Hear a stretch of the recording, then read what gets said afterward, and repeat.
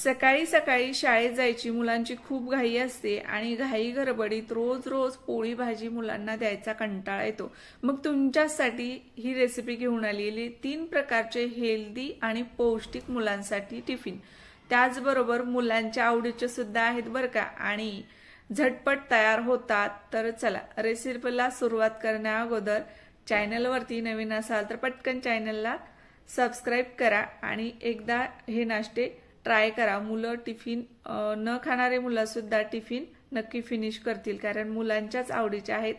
आणि चला रेसिपीला सुरुवात करूयात। इथे काही कोथिंबीर आणि कांदा घेतला बारीक कट करून। तर ही रेसिपी आहे कांद्याचा पराठा आणि YouTube वरती खूप व्हायरल झालाय, तर हे सर्वांनाच माहिती आहे। पण माझ्याकडे 2 अजून अशा रेसिपी आहेत की त्या तुम्हाला नक्की आवडतील आणि झटपट तयार होतात। तर बारीक चिरलेला कांदा होता, त्यावरती अंबारी मसाला घाला, लाल तिखट, चवीपुरतं मीठ आणि तुमच्या आवडीचे एखाद दुसरे मसाले असतील ते सुद्धा टाका बरं का। पोळी लाटून घ्या आणि या कांद्यावर टाकलेले मसाले छान कांद्याला मिक्स करून घ्या। आता कांदा पोळीवरती पसरवून घ्यायचा आहे आणि हिरवीगार बारीक चिरलेली कोथिंबीर सुद्धा आता या कांद्यावरती टाकून घ्यायची।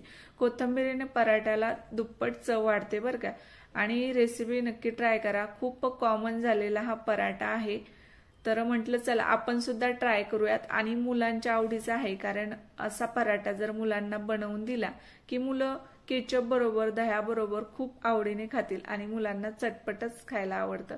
आणि तुमच्या आवडीनुसार आता तो लाटून घ्या। पोळीपेक्षा थोडासा जाड लाटून घ्यायचा आहे, कारण आपण त्यामध्ये कांदा टाकलेला आहे। पातळ लाटायला येत नाही कांदा असल्यामुळे। आणि आता दोन्ही साईडने छान भाजून झाला की बटर किंवा तेल लावून घ्या तुमच्या आवडीनुसार, किंवा मग तूप सुद्धा लावू शकता। आता हा छान खरपूस होईपर्यंत भाजायचा आहे। तर बघा मस्त असा झटपट आपला कांदा पराठा तयार झालाय आणि किती लवकर रेसिपी तयार होती हे आता तुम्ही बनवल्यानंतरच तुम्हाला समजेल। तर रोज रोजचा कंटाळा टिफिन बनवायचा येत असेल तर मग ही रेसिपी ट्राय करा। आवडली असेल तर अजून सुद्धा चॅनलला सबस्क्राइब केलं नसेल पटकन सबस्क्राइब करा। आणि चला दुसऱ्या रेसिपीला सुरुवात करूया। तर इकडे तव्यावरती बटर लावून घेतलंय मी, होममेड बटर आहे। त्यावरती 4 ब्रेडच्या स्लाइसेस ठेवलेल्या आहेत। आणि तुमच्याकडे जर एखादी गोबीची किंवा बटाट्याची भाजी शिल्लक राहिलेली असेल चटणी, तर मग आपण ती सुद्धा चटणी वापरू शकतो, किंवा मग तुम्ही या ठिकाणी बटाट्याची चटणी तयार किंवा गोबीची सुद्धा चालते बरं का। पत्ता गोबी असेल तर अगदी चांगलं। तर माझ्याकडे रात्रीची शिल्लक राहिलेली पत्ता गोबीची भाजी होती, तर अशा प्रकारे ती भाजी टाकून घ्यायची आहे। छान खरपूस ब्रेड अगोदर भाजायचे। टोमॅटो आणि बारीक चिरलेली काकडी, आवडत असेल तर कांदा सुद्धा घाला। त्यानंतर केचप टाका, व्हेज मेयोनीज टाका, किंवा मग व्हेज सॉस भेटत असला तो सुद्धा टाका। मुलं केचप असलं की खूप आवडीने खातात। त्यानंतर आता खरपूस भाजलेले ब्रेड वरतून टाका आणि दोन्ही साईडने छान भरपूर बटर लावून हे ब्रेड भाजून घ्या। तर बघा हा सुद्धा टिफिन तयार झालेला आहे। किती झटपट तयार होतो आणि असं होणारच नाही की मुलं या नाश्त्याला नाही म्हणतील आणि टिफिन फिनिश करणार नाहीत, तर मुलं खूप आवडीने खातील। तर हे ब्रेडचे जे स्लाइसेस आहेत त्या तुम्ही म्हणजे सँडविच तुम्ही केचप बरोबर मुलांना टिफिनला द्या, मुलं नक्की फिनिश करतील। किंवा मग नाश्त्यासाठी सुद्धा तुम्ही बनवू शकता। अगदी झटपट हा टिफिन तयार होतो आणि खूप पौष्टिक आहे, कारण आपण यामध्ये बरेच व्हेजिटेबल्स घालू शकतो, म्हणजे टाकू शकतो। तुमच्या आवडीचे व्हेजिटेबल्स वापरा। आता तिसरा नाश्ता आहे बरं का, हा सुद्धा खूप झटपट तयार होतो।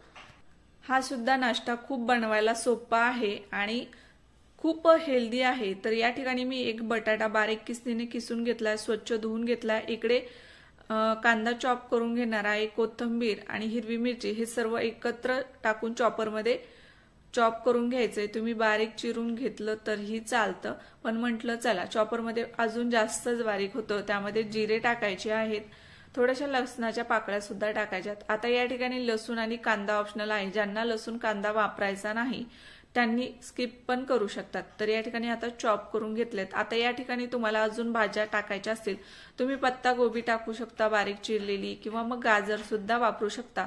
तर मेथी सुद्धा असेल तर मेथी सुद्धा अगदी बारीक चिरून वापरू शकता। त्यामुळे हा पराठा अजून जास्तच हेल्दी होतो। तर आहे की नाही मग हेल्दी नाश्ते। त्यानंतर आता बटाट्याच्या खिसावरती थोडंसं गव्हाचं पीठ, ज्वारीचं पीठ आणि बेसन पीठ समप्रमाणात घ्या किंवा कमी जास्त घेतलं तरीही चालतं. असेल कसुरी मेथी तर कसुरी मेथी टाका किंवा हिरवीगार असेल तर हिरवीगार टाका. त्यानंतर चवीपुरतं मीठ टाका. तुमच्या आवडीचा एखादा मसाला टाका. धना पावडर असेल धना पावडर, थोडीशी चटणी टाका कारण हिरवी मिरची टाकलेली आहे. तुम्हाला जसं तिखट हवंय मुलांच्या आवडीनुसार तसं तिखट टाका. आणि आता या ठिकाणी हे बॅटर छान आता मिक्स करून घ्या.